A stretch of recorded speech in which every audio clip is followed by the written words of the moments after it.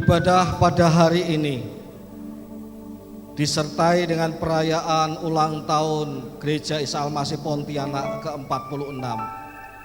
Kami lakukan dengan pengakuan bahwa pertolongan kami datang dari Tuhan, Pencipta langit dan bumi serta segala isinya.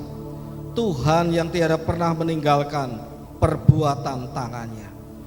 Turunlah atas kita sekalian kasih karunia dan damai sejahtera dari Allah Bapa, Putra dan Roh Kudus di dalam ibadah pada hari ini. Bapa kami yang baik, yang kami agungkan dan kami muliakan karena perbuatan-perbuatan-Mu yang besar di dalam kehidupan manusia, khususnya dalam kehidupan kami, di mana Engkau ya Tuhan telah begitu baik memberikan anugerah keselamatan dalam iman kepada Yesus Kristus. Dan kami pun boleh menikmati campur tangan Tuhan di dalam kehidupan kami sehari-hari hingga sekarang ini. Kami mengucap syukur untuk setiap kekuatan, untuk setiap berkat dan kebaikan Tuhan dalam kehidupan yang kami jalani. Dan hari ini ya Tuhan, kami mau merayakan itu semuanya dalam ibadah ini. Mari berkatilah ya Tuhan, Engkau beracara dari awal sampai pada akhirnya. Kami mengucap syukur kepada Tuhan, menyerahkan ibadah ini dari awal sampai pada akhirnya, di dalam nama Tuhan Yesus Kristus. Amin. Selamat beribadah, Tuhan memberkati kita semuanya. Semangat Bapak Ibu.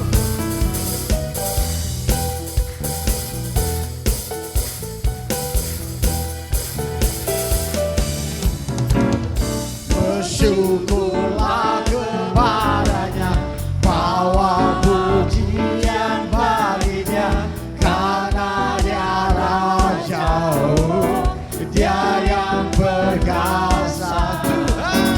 Tuhanlah kekuatanku, mazmur dan keselamatanku, Dia penolongku yang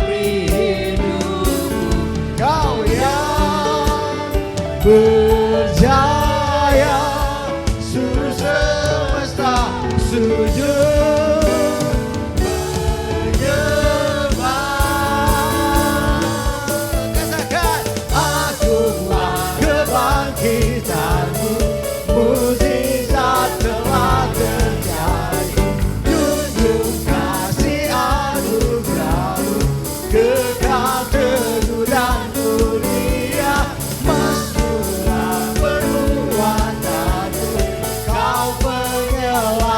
Hidupku, kasih-Mu tiada tara, berkata Kau Tuhan Rajaku. Yuk, semangat Bapak Ibu. Allah kita Allah yang hidup, Allah yang berkuasa atas hidup kita. Amin.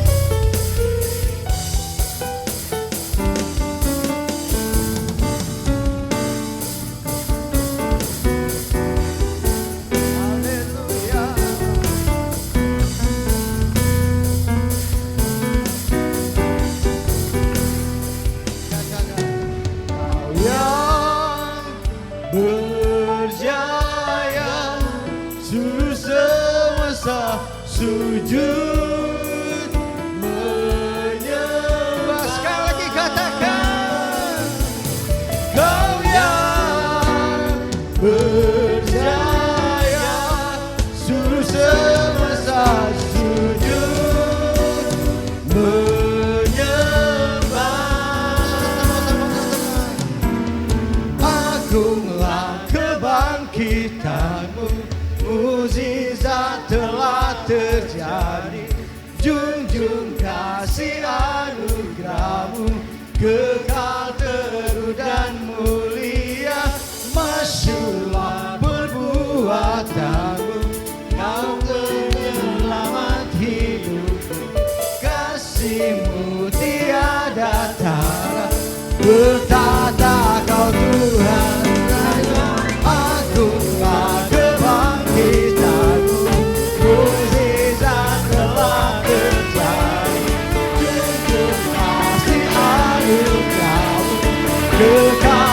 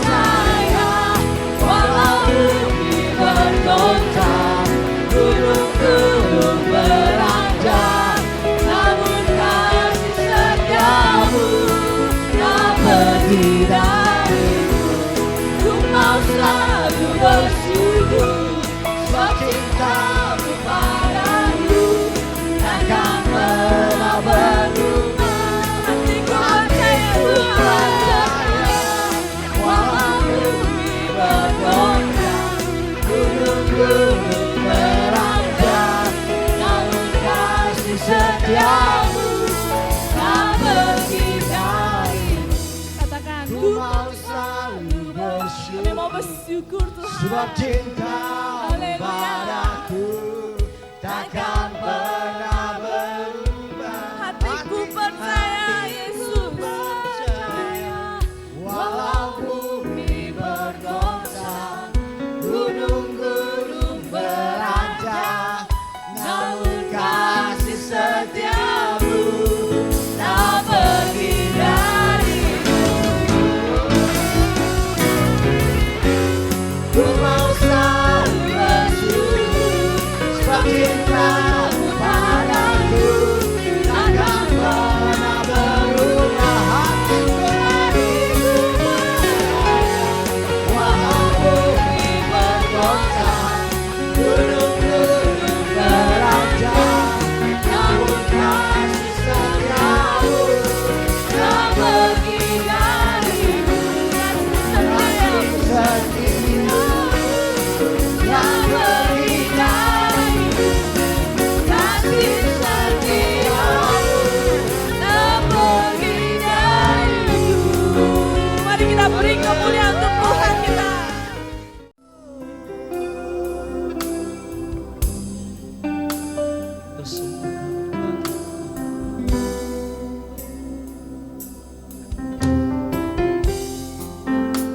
Tersungkurku di kakimu, rasakan hadiratmu.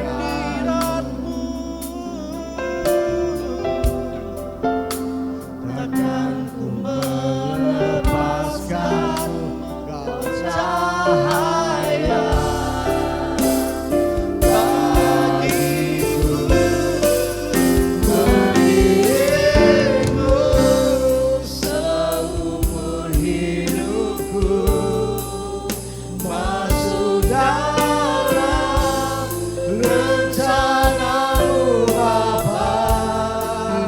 Pikiranku, kehendakku serahkan, ku serahkan padamu. Harapanku hanya di dalam-Mu, ku kan teguh bersama-Mu Tuhan. Jadikan ku bencanamu untuk memuliakan-Mu, mengiringmu seumur hidupku. Masuk dalam rencana-Mu Bapa.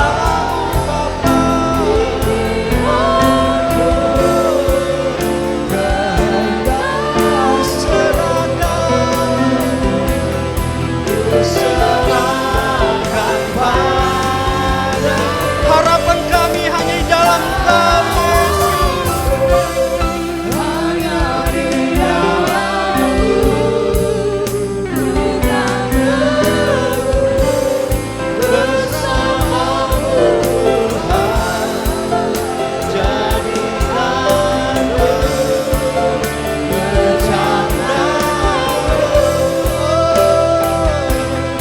untuk memuliakan. Engkaulah pengharapanku, ku percaya hanya kepadamu Yesusku. Yesus, Kaulah perlindunganku, Engkau yang selalu ku puji.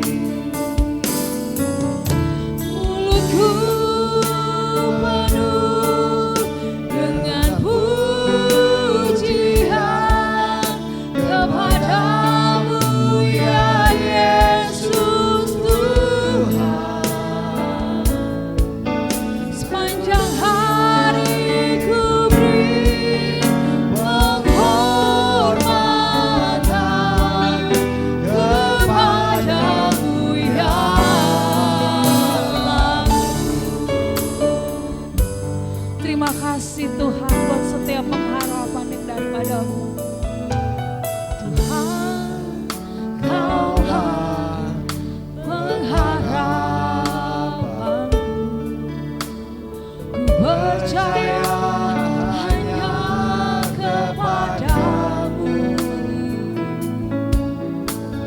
Yesus, Kaulah perlindunganku, Engkau yang selalu ku puji. Biarlah setiap mulut kita memuji nama Tuhan.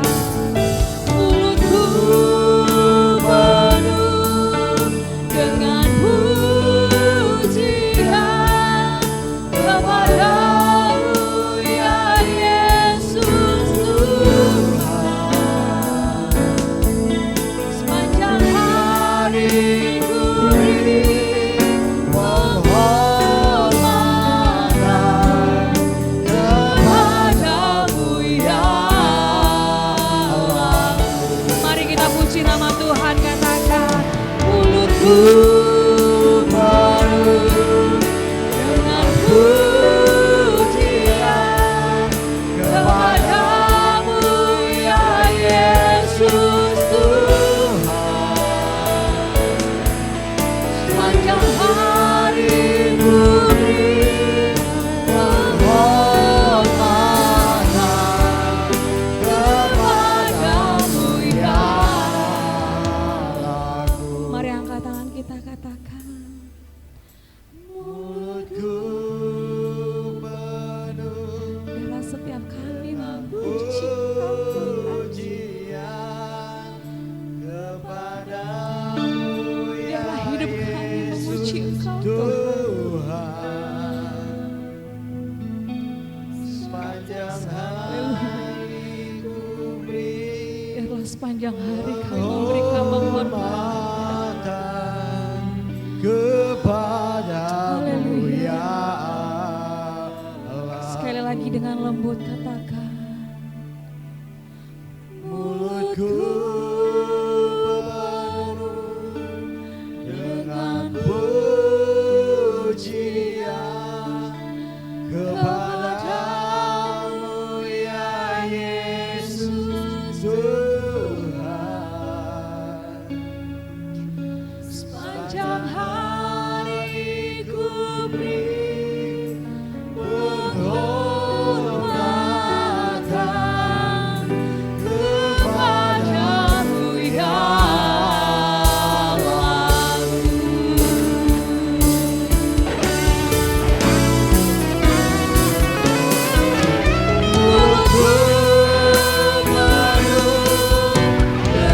pujian kepadamu ya Yesus Tuhan.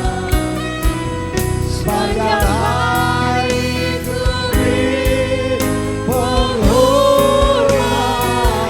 kepada hambanya yang menyampaikan firman Tuhan. kepadamu ya Haleluya, kepadamu ya Allahku, kepadamu ya Allahku, kepadamu ya Allahku. Haleluya. Segala pujian, hormat dan kemuliaan hanya bagi Tuhan. Terima kasih Tuhan untuk kehadiran-Mu, untuk sukacita yang Tuhan limpahkan kepada kami, sehingga hari ini kami boleh menikmati persekutuan yang begitu indah dengan Tuhan. Tuhan, tidak ada saat yang paling indah dalam hidup kami kecuali pada saat di mana kami boleh menikmati persekutuan kehadiran-Mu di dalam kehidupan kami. Terima kasih. Sementara kami juga akan duduk diam mendengarkan firman-Mu. Roh Kudus mendampingi setiap kami, agar setiap kami anak-anak-Mu dan juga hamba-Mu, ketika kami baca dan merenungkan firman-Mu, kami diterangi oleh kuasa Roh-Mu, sehingga firman Tuhan yang kami baca, kami renungkan hari ini boleh mengerjakan hidup kami dalam kami mengiring Tuhan waktu-waktu yang lalu sampai saat ini. Dan kami rindu hidup kami ke depan, iman kami ke depan, kasih kami ke depan kepada Tuhan lebih baik, lebih berkualitas, lebih bermakna di hadapan Tuhan.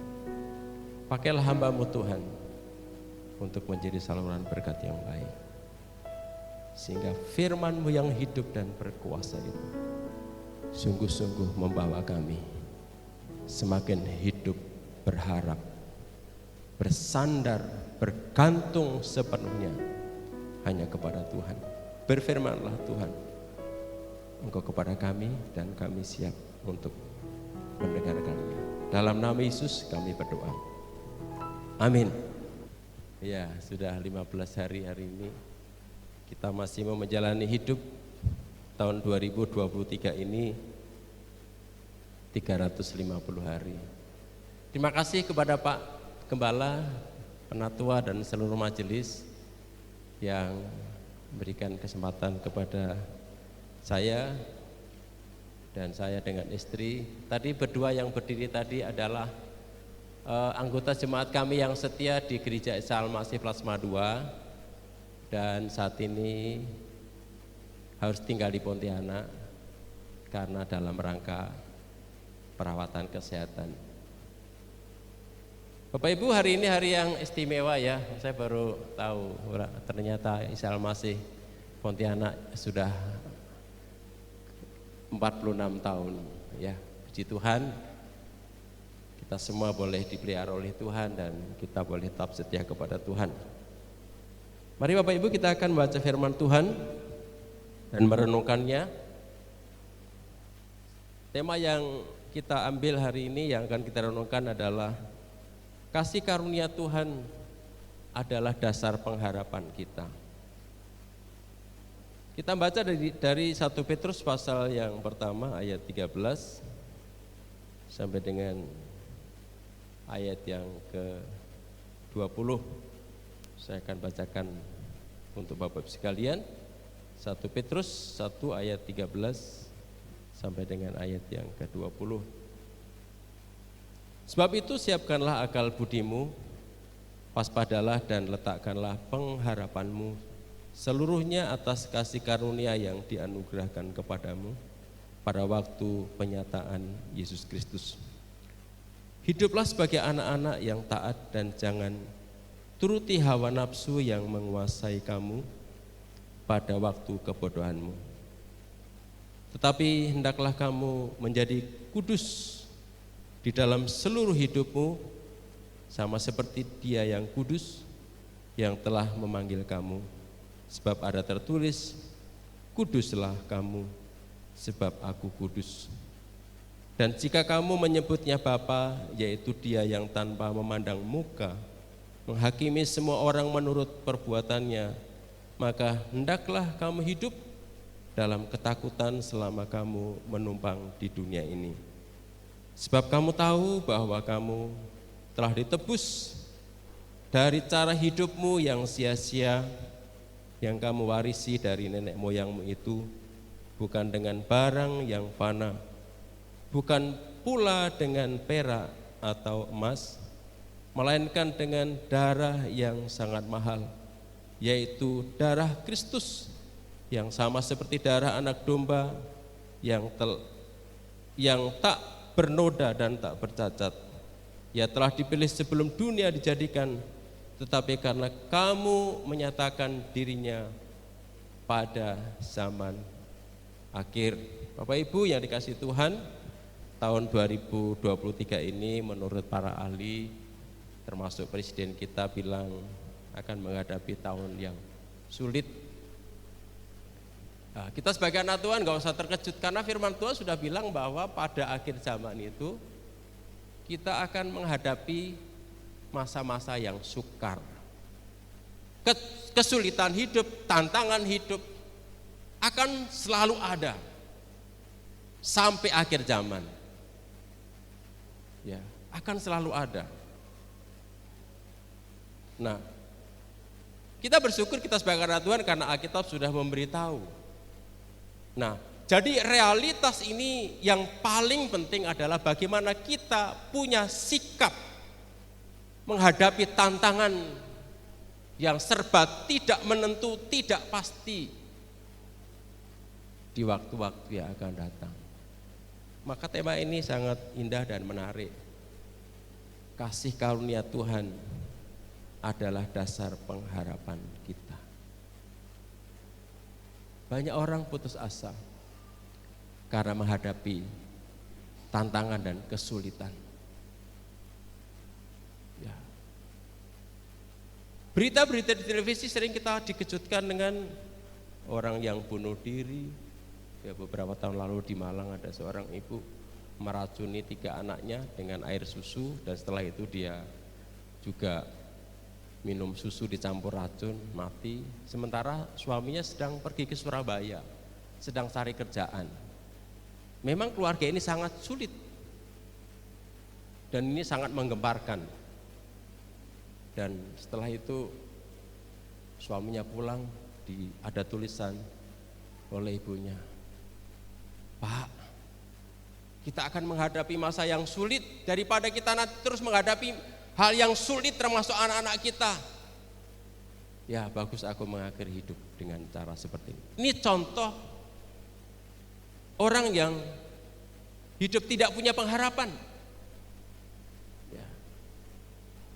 Kita sebagai anak-anak Tuhan, apapun yang terjadi ke depan kita harus punya pengharapan. Karena apa?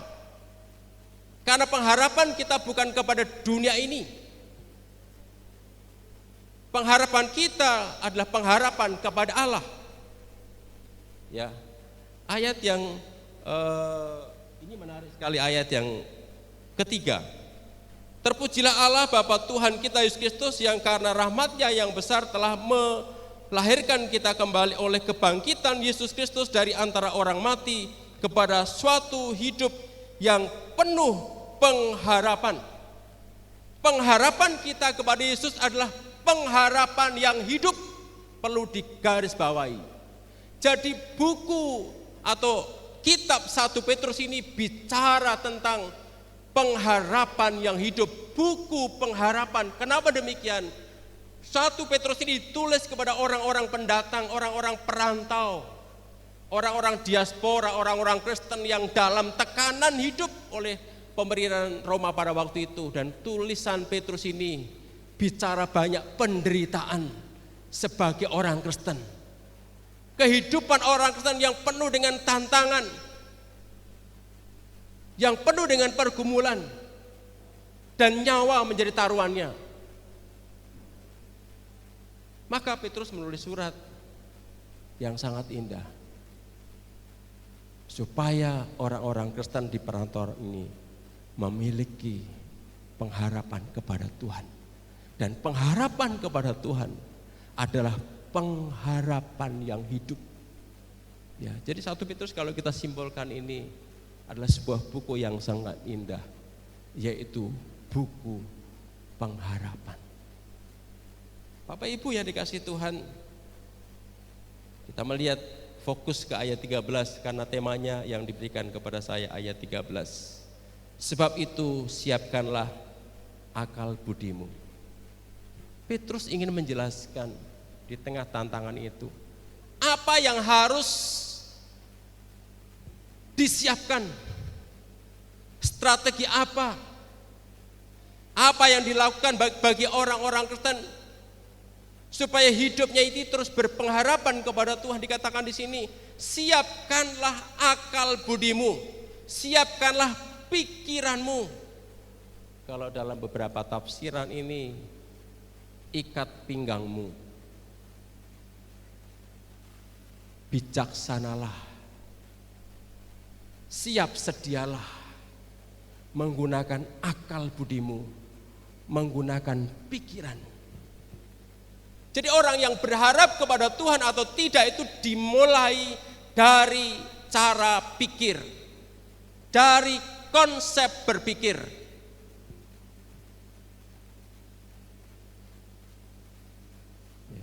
Jadi dimulai dari sana. Jadi orang bisa tidak berharap kepada Tuhan, ngapain saya berharap kepada Tuhan? Saya pintar, saya cerdas, saya mampu, saya ulet, saya punya pendidikan tinggi, orang tua saya berlimpah-limpah dengan harta benda, ngapain? Jadi pikiran kita ini kita harus sadar adalah medan perang. Medan perang. Medan perang apa?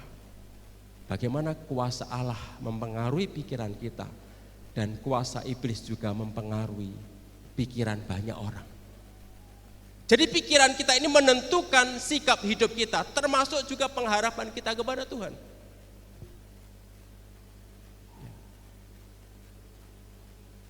Jadi yang menjadi objek dari setan adalah pikiran manusia. Maka dalam Efesus dikatakan setan balis, orang kami bilang, orang Dayak, setan balis, setan iblis maksudnya, saudara. Ya. Dia adalah penguasa-penguasa di udara. Pemerintah-pemerintah udara. Tidak kelihatan. Jadi setan iblis itu mempengaruhi kehidupan banyak orang untuk tidak berharap kepada Tuhan. Melalui konsep-konsep berpikir, melalui cara pandang dimasukkan dalam pikiran setiap orang itu. Sehingga dengan otaknya, dengan pikirannya ini dibawa oleh iblis untuk tidak hidup taat dan bergantung kepada Tuhan. Ya. Oleh sebab itu kita sebagai anak Tuhan kita harus bijaksana dalam mengelola pikiran kita. Ya. Dalam mengelola anugerah Tuhan. Di dalam saraf-saraf kita ini ada miliaran sel. Semakin banyak tersambung, semakin cerdas, semakin pintar dan semakin bijaksana. Seorang yang paling hebat dunia ini, salah satu tokoh yang sangat terkenal, filsuf Albert Einstein, banyak sekali menemukan. Karena sel-sel dalam otak itu yang miliaran jumlahnya itu bisa sambung dengan baik, maka dia punya banyak pengetahuan dan ilmu. Ya. Jadi kita harus sadar bahwa pikiran kita itu medan perang di mana iblis ingin mempengaruhi kita untuk pikiran kita ini jauh dari Tuhan dan tidak berharap kepada Tuhan. Sementara Allah mau supaya kita punya pikiran kita punya akal budi, dikuduskan, disucikan oleh kuasa Allah itu, sehingga pikiran kita ini punya pikiran Kristus, sehingga hidup kita boleh berharap kepada Allah. Surat Kolose berkata, pikirkanlah perkara-perkara yang di atas, jangan yang di bumi, yang di atas sana. Pikirkanlah.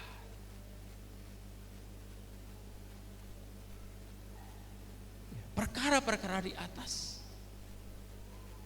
bukan yang di bumi. Bukan berarti nggak boleh kita memikirkan usaha pekerjaan kita dan lain sebagainya. Tidak, bukan begitu. Tapi pikirkanlah perkara-perkara yang di atas, yang paling itu bicara tentang skala prioritas. Kalau kita memikirkan perkara-perkara yang di atas, maka perkara di bumi ini Tuhan bertanggung jawab. Bukankah ada ayat sangat populer, carilah dahulu kerajaan Allah dan kebenarannya semua akan ditambahkan kepadamu. Seorang pengkhotbah Raja Salomo, seorang yang sangat kaya, seorang yang sangat terkenal, sangat berhikmat. Dia tulis, apa yang di bawah matahari itu seperti menjaring angin, sia-sia. Dia tulis bagian yang terakhir, akhir kata dari apa yang kutuliskan kepadamu, takutlah akan Tuhan. Kenapa Salomo bicara bahwa apa yang di bawah matahari ini semua seperti menjaring angin sia-sia? Karena yang ada di bawah matahari ini semua akan sirna. Itu adalah sementara. Ya, hidup kita di tengah-tengah dunia juga sementara, dikatakan ini seperti perantau. hanya seperti orang yang merantau saja. Bahkan juga dikatakan hidup kita di tengah-tengah dunia ini hanya menumpang saja. Dan kita hidup di tengah-tengah dunia ini yang sudah berdosa. Kenapa kita harus cari perkara yang di atas? Pengkhotbah bilang, apa yang di bawah matahari itu seperti menjaring angin dan sia-sia. Apa yang tidak sia-sia? Yang tidak sia-sia ada apa yang di atas matahari. Apa yang di atas matahari, saudara? Yang ada di atas matahari hanya satu, yaitu Tuhan pencipta langit bumi dengan segala isinya. Itu yang di atas matahari. Saya berharap kita boleh merenungkan hal ini baik-baik. Yang ada di atas matahari hanya Tuhan, pencipta langit bumi dengan segala isinya, yang berkuasa atas jagat raya. Dan bumi adalah planet yang kecil saja dibandingkan dengan planet yang lain. Dan semua dalam kendali Tuhan. Itulah sebabnya Bapak Ibu, orang yang memikirkan perkara-perkara di atas, berarti orang itu akan hidup berharap kepada Tuhan. Maka kita harus menggunakan pikiran kita dengan baik. Filipi pasal 4 ayat 8 dikatakan di sana, apa yang baik, apa yang mulia, apa yang suci, apa yang disebut kebajikan, pikirkanlah semuanya itu. Ya, pikirkanlah semuanya itu. Jadi kalau pikiran kita diisi dengan sesuatu yang mulia, sesuatu yang indah, sesuatu yang suci, sesuatu yang mendatangkan kebaikan, wah, luar biasa hidup kita Bapak Ibu. Hidup kita akan terus bergerak maju ke depan, menjadi orang-orang yang semakin mengenal Tuhan dan kuasa kebangkitannya. Dan kita akan menjadi pribadi-pribadi yang terus menikmati kemurahan Tuhan, menikmati kemuliaan Tuhan dalam hidup kita sebagai orang Kristen. Oleh karena pikiran kita dikuasai dengan perkara yang indah, maka damai sejahtera yang melampaui segala akal itu akan dilimpahkan kepada kita. Ya. Mari kita berjuang Bapak Ibu bersama-sama. Yang selanjutnya dikatakan, siapkanlah akal budimu, waspadalah. Waspadalah. Kenapa Petrus tulis waspadalah Bapak Ibu? Karena banyak orang tidak lagi hidup berharap kepada Tuhan karena mengandalkan mungkin pengalaman, mengandalkan mungkin hal-hal yang dia rasa begitu kuat. John Calvin, seorang teolog yang terkenal, dia menjelaskan seperti ini. Banyak orang yang tertipu dengan tipuan pesona dunia ini. Daya tarik dunia ini jauh lebih mempesona daripada perkara-perkara rohani. Maka dikatakan waspadalah. Perkara-perkara rohani itu tidak menarik, tidak populer. Kalau kita tidak sungguh-sungguh mau menjadi murid Tuhan, maka dikatakan waspadalah. Ya, waspadalah Bapak Ibu. Dengan kata lain, kita supaya menjadi orang yang terus punya alat kontrol dalam diri kita, dalam kita menjadi orang percaya terhadap tipu daya dunia ini. Ada banyak ayat menjelaskan bahwa dunia dengan segala isinya ini akan lenyap. Dunia ini berisi keinginan mata, keinginan daging, dan keangkuhan hidup. Dan kita tidak boleh lenyap dengan keinginan-keinginan dunia ini. Maka juga ditulis dijelaskan dalam ayat yang ke-14 di sana di sini, hiduplah sebagai anak-anak yang taat dan jangan turuti hawa nafsu yang menguasai kamu pada waktu kebodohanmu, Bapak Ibu. Banyak orang nggak waspada. Ada orang hebat di Kalbar ini sekarang di Sukamiskin, di penjara seumur hidup. Dia sungguh sangat terhormat karena dia seorang waktu itu ketua Mahkamah Konstitusi, benteng terakhir untuk orang cari keadilan. Karena nafsu, karena keinginan. Dulu waktu dia jabat, konon katanya di berita gajinya hanya 200 juta. Gaji pokok Bapak Ibu. Gaji pokok loh. Belum tugas ke sana, tugas ke sini, pas sidang bisa mungkin lebih dari itu hasilnya. 200 juta enggak cukup. Waduh, kalau saya dapat uang 200 juta 1 bulan bisa pingsan Bapak Ibu. Uangnya banyak, pingsan. Karena terlalu banyak, ini untuk apa nanti bingung ya, pingsan kalau saya dapat uang banyak. Bapak Ibu, saya senang diberkati, tapi kita harus hati-hati. Berkat Tuhan itu harus di tangan kita kendalikan, kita gunakan untuk kemuliaan Tuhan. Ketika engkau diberkati, nomor 1, kembali ke pikiran kita ini. Kalau pikiran kita ini dikuasai oleh Allah, ketika diberkati, apa yang bisa saya lakukan untuk pekerjaan Allah?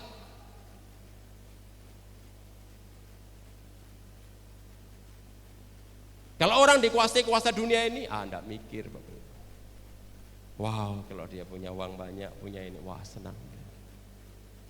Ini contoh Bapak Ibu, di Sukamiskin banyak pejabat-pejabat masuk bui. Ada yang seumur hidup 20 tahun, 10 tahun. Data tahun lalu ya pastinya saya kurang tahu, karena akan terus bertambah tiap bulan. Ada 400-500 pejabat, mulai dari anggota DPRD tingkat 2, tingkat 1, bupati, wali kota, menteri, bahkan sekarang gubernur Kristen ditangkap, sekarang ditangkap KPK. Rekeningnya kemarin kalau nggak salah 54 atau sekian miliar.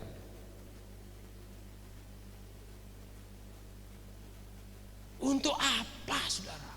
Makan pun 1 piring.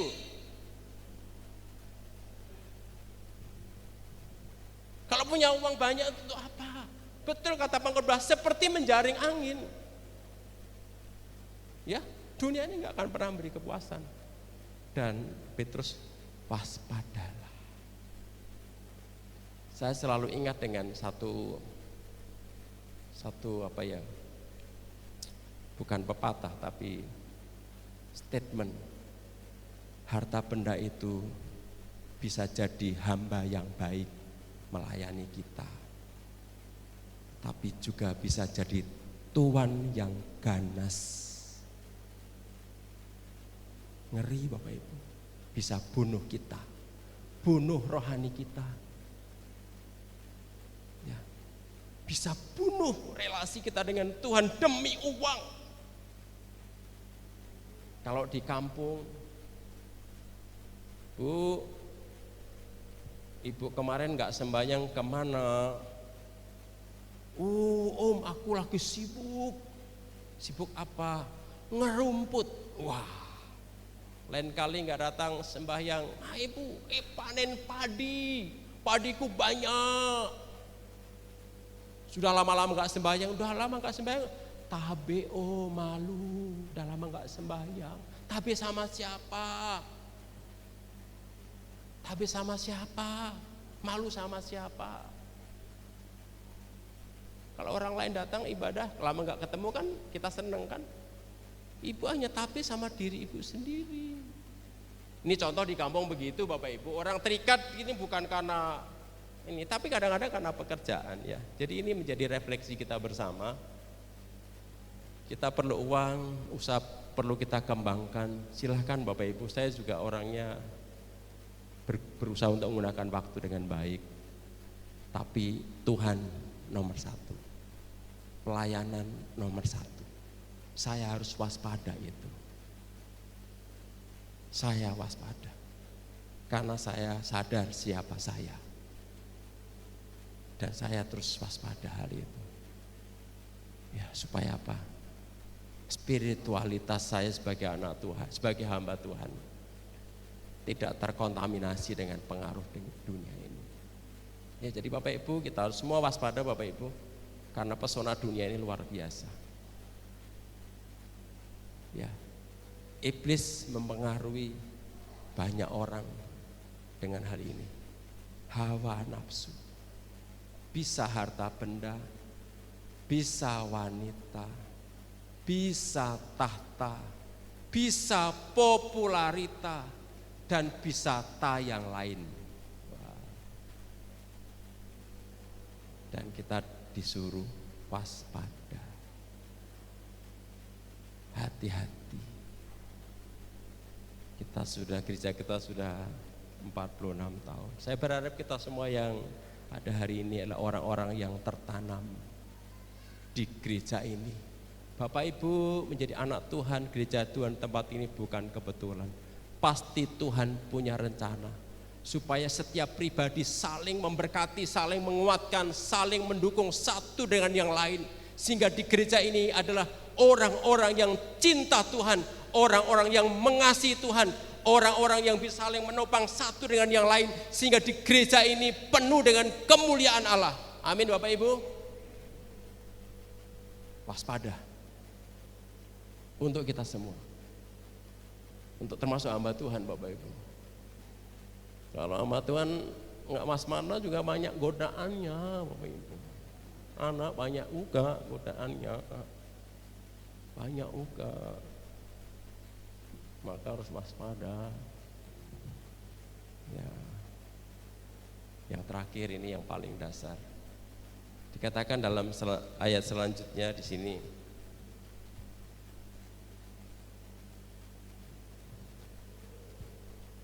Letakkanlah pengharapanmu seluruhnya.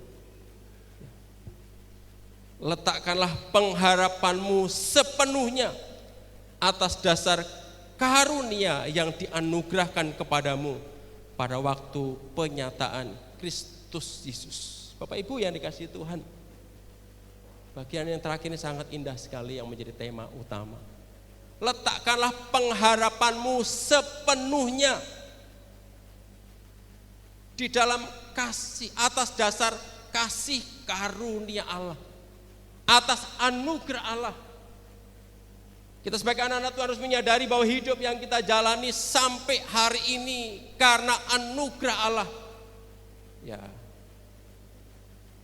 Maka dikatakan di sini kamu ditebus bukan dengan barang yang fana, tapi dengan darah yang mahal.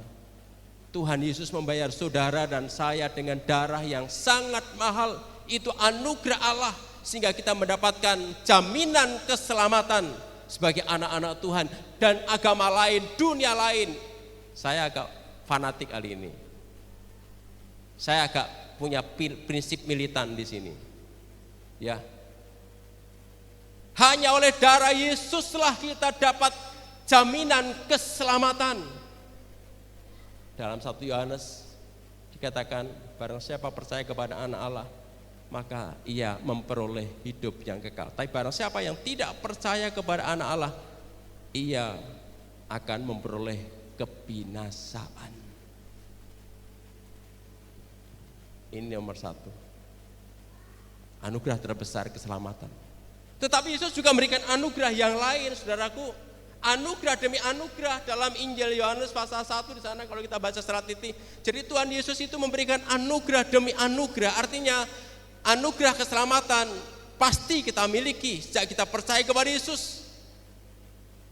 Dan Yesus berkarya dalam kehidupan kita. Tapi Tuhan juga memberikan anugerah demi anugerah dalam menjalani kehidupan kita sehari-hari. Sehingga kita terus dengan anugerah itu kita hidup dalam pengharapan kepada Tuhan. Ya Bapak Ibu, saya jujur Bapak Ibu, kami bisa melayani 33 tahun di PAL 20, merintis dari tidak ada jemaat, numpang di rumah orang.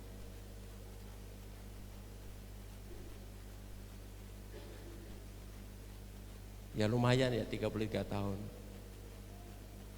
Tapi oleh anugerah Tuhan, Tuhan menolong kami. Sehingga Tuhan mempercayakan jemaat Tuhan. Tuhan mempercayakan fasilitas. Sekalipun juga penuh dengan air mata. Ketika kami dalam air mata, Tuhan juga memberikan anugerah. Ya. Jadi anugerah itu juga berlaku untuk dalam banyak hal. Termasuk ketika dalam kesulitan, kita dalam beban berat, kita dalam menghadapi tantangan hidup. Seperti pengalaman Paulus, dia berdoa 3 kali. Dia berseru kepada Tuhan. Ini ditulis dalam 2 Korintus. Dia berseru, artinya serius Paulus berdoa. Aku sakit Tuhan, bahasa bebasnya begitu. Tapi Tuhan bilang, cukuplah kasih karuniaku bagimu. Justru dalam kelemahanmu lah kamu kuat, anugerahku sempurna bagi kamu.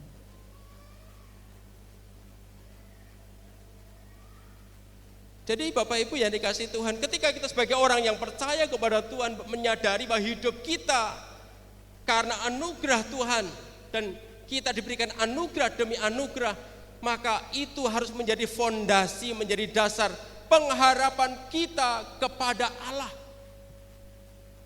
Pengharapan yang hidup, pengharapan yang totalitas kepada Tuhan.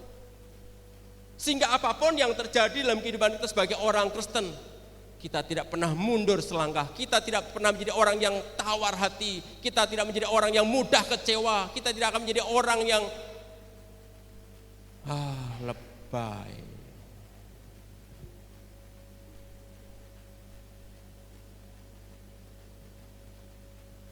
Anugerah Tuhan itu indah, saudara. Saya pernah saksikan kepada Bapak Ibu, saya ini punya background penakut. Waktu kecil saya gagap, ngomong gak lancar. Maka anak saya yang kedua itu juga waktu SD itu gagap. Misalnya dia pulang sekolah mau melaporkan sesuatu kepada mamanya gitu apa. Mama, gitu. Waduh, itu saya Bapak Ibu. Tapi saat ini bisa agak sedikit lancar ngomong karena anugerah Tuhan. Ya, Tuhan menyertai. Termasuk kami punya pengalaman yang luar biasa ketika kami bangun gereja Bapak Ibu. Ya, bangun gereja. Kami punya teman anggota DPR di Ngabang itu bangun gereja. Berapa lama Pak? Kami 6 tahun baru selesai. Oh 6 tahun. Ada seorang anggota DPR pernah di provinsi 2 periode. Oh iya. Ya, dia anggota DPR kan dia punya dana aspirasi lancar. Akhirnya kami tahun 2016 mengambil keputusan untuk bangun gereja karena memang tempat yang lama sudah tidak cukup. Kami memulai dengan uang kas yang ada, enggak seberapa. Paling 115 juta kalau tidak salah. Akhirnya kami nekat mulai bangun. Pondasi sampai rangka. Berhenti Bapak Ibu, macet. Ya, kami akhirnya ya kita punya target. Kalau Pak anggota dewan itu 5 tahun, kita 7 tahun lah, enggak apa-apa gitu. Pelan-pelan. Tapi kami terus berharap kepada Tuhan. Tuhan, gereja ini bukan milik saya, gereja ini milik Tuhan. Dan saya hanya berharap kepada Tuhan. Apa yang kami kerjakan? Yang kami kerjakan lebih banyak berlutut di bawah kaki Tuhan. Ya puji Tuhan, ini ibu ini punya tim doa sekarang. Tim doanya ini orang-orang bermasalah. Ya, sudah 3 tahun lebih. Jadi tim doa ini bekerja terus untuk pekerjaan Tuhan. Ya. Cerita singkatnya, akhirnya Tuhan menolong, dapat sempat macet 3 bulan dan selesai. Puji Tuhan, sampai sekarang sudah selesai. Dalam waktu 2 tahun gereja bisa dipakai. Tahun ketiga fasilitas Tuhan cukupkan. Kenapa? Ada tangan Tuhan yang menolong. Ada tangan Tuhan yang kuat yang menolong. Ya. Ini pengalaman pribadi kami. Berharap kepada Tuhan. Suatu kali saya ketemu dengan seorang pengusaha, kenal baik, dia pengusaha internasional, karena kadang-kadang ke Rusia, kemana, wow, pengusaha luar biasa besar. Dia pernah cerita dengan saya, Pak, uang saya di Kalbar ini ada 9M belum dibayar. Wow, 9M belum dibayar, ini berarti pengusaha besar ini. Wow. Suatu kali pernah kunjung tempat saya, buatlah proposal Pak. Ya, saya suruh buat proposal. Saya buat.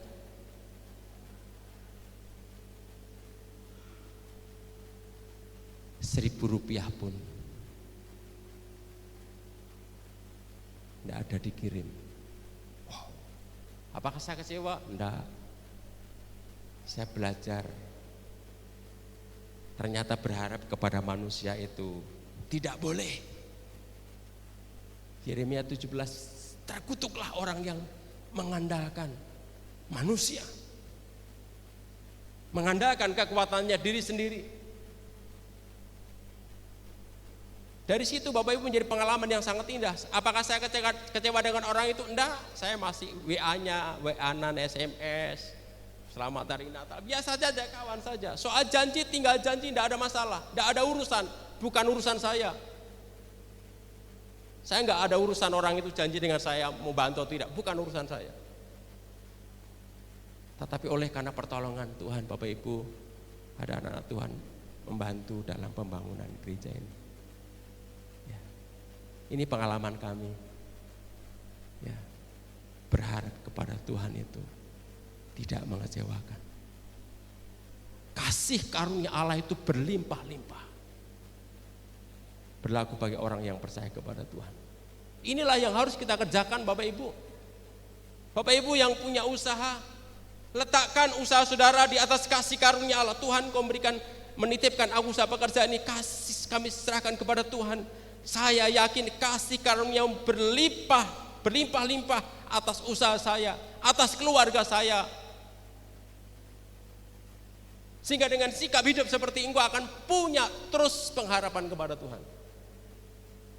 Dan berulang kali saya katakan, surat Petrus ini adalah surat pengharapan. Dan pengharapan kepada Tuhan itu adalah pengharapan yang hidup. Amin Bapak Ibu. Pengharapan yang hidup, bukan pengharapan yang mati. Terakhir saya akan kasih kesaksian sedikit. Ibu punya tim doa. Ya, sudah berjalan ya beberapa tahun gitu ya. Tiap hari Sabtu jam 4 sampai jam 5 atau jam 4 ya kira-kira gitu. Dan dilakukan dengan sangat konsisten. Suatu kali di kampung ada orang sakit Bapak Ibu. Di kampung ada orang sakit. Bukan orang Kristen. Stres. Padahal dia karyawan sebuah perusahaan. Dia karyawan. Dia kayaknya stres. Dibawa ke Sudarso, dicari penyakitnya enggak ada. dibawa ke Antonius, tidak ketemu penyakitnya. Dibawa ke dokter, beberapa dokter di Ngabang, tidak ketemu. Sampai bingung. Tengah malam jam 2 dia bisa bangun, buka pintu, buka jendela, bunyikan TV keras-keras, ngomong sendiri. Waduh, sudah bahaya ngomong sendiri. Ngomong babaro bahasa kami. Wow. Nah suatu kali kita punya jemaat yang saudara dia, bolehkah aku sembahyang di gereja Pak Ayub? Oh boleh. Nah tapi kan orang ini sakit kan, akhirnya kami diskusi sama keluarganya, jadi nggak usah lah dibawa ke gereja, nggak nyaman juga. Bahwa pas kami doa aja, pas berdoa tiap Sabtu itu, dan akhirnya orang itu dibawa sama keluarganya untuk datang. Bapak-bapak ini ikut bersekutu dengan ibu-ibu. Nah karena ini ada bapak-bapak yang datang ini ya saya ikut berdoa begitu ya. Saya mendampingi dan kami tanya apa masalahnya. Oh Pak Ayub, saya sakit. Pokoknya dokter di Ngabang udah habis. Aku datangi semua. Aku katanya nggak sakit, tapi aku bingung. Oh iya, saya jelaskan. Akhirnya kami bilang, Pak, kami bukan siapa-siapa. Kami tidak ada punya apa-apa. Kami hanya punya Tuhan Yesus. Jadi Bapak, kami akan berdoa. Tapi kami hanya berharap sama Tuhan Yesus, tidak yang lain. Ya cerita singkatnya, seorang bapak ini ikut 3 kali datang. Saat ini sehat, sudah kerja seperti biasa. Dulu saya dengar kalau ketemu orang takut. Wah, tapi yang lebih serem gini Bapak Ibu, serang beberapa bulan di kampung kami itu ada 3 orang, 2 jantung, 1-nya stroke Bapak Ibu. Diantar ke tempat kami bingung, waduh Tuhan gimana ini orang stroke. Stroke kan tahu sendiri kan, namanya stroke kan bisa, ya ada 1-nya katanya jantung, 1-nya stroke. Yang 1 ini apa ya, mukanya bengkak gitu ya. Kami ketika mereka datang kami bilang, kami bukan siapa-siapa, kami hanya mau berdoa kepada Tuhan. Ya, berharap kepada Tuhan. Jadi Bapak berharap kepada Tuhan. Bapak Ibu, sekali lagi saya ingin menegaskan, Tuhan kita dalam menghadapi saat-saat ke depan, mari berharap kepada Tuhan. Dan letakkan fondasi yang paling utama itu adalah kasih karunia Allah, anugerah Allah itulah yang harus menjadi fondasi yang kuat. Sehingga dalam kita menjalani kehidupan ke depan, kita tetap tegar, kita tetap kuat, kita tetap optimis. Dan kita yakin ketika kita berharap pada Tuhan, maka kita akan mendapatkan pertolongan. Amin. Kita berdoa. Makasih Tuhan kami boleh belajar firman-Mu hari ini. Hamba-Mu terbatas untuk menjelaskan firman-Mu, tapi kami mohon kepada Tuhan, Tuhan tanamkan firman-Mu kepada kami, jemaat-jemaat yang hadir pada saat siang hari ini. Sungguh Engkau mengasihi kami. Kasih karunia-Mu Tuhan cukup bagi kami. Kasih karunia-Mu berlimpah-limpah atas kami. Kasih karunia-Mu kiranya Kau curahkan kepada kami, sehingga dalam kami menjalani kehidupan sebagai anak-anak Tuhan, kami tidak bergantung kepada kekuatan-kekuatan dunia ini, tapi kami bergantung kepada Tuhan Allah yang hidup, dan Kaulah Tuhan pengharapan kami yang hidup. Terpuji nama-Mu Tuhan. Inilah doa hamba-Mu. Berdoa dengan penuh iman dan percaya kepada Allah yang sungguh mengasihi kami. Dalam nama Yesus kami berdoa. Amin.